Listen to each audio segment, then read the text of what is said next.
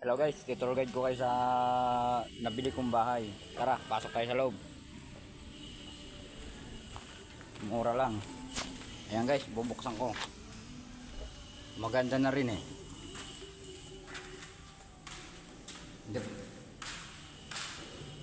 May CR na siya. Tapos maganda na rin yung kitchen niya. Malawak. Tapos dalawa na pinto. Malawak siya guys.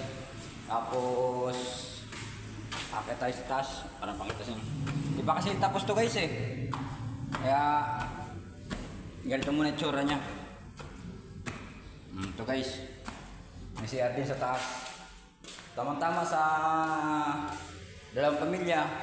Kasi pwede mag-division dito. Yan. Malawak siya. Ito kasi gagawa ko kasi dito ng division yan. Inaantay nyo guys. Pag-ipon na rin para sa sariling bahay.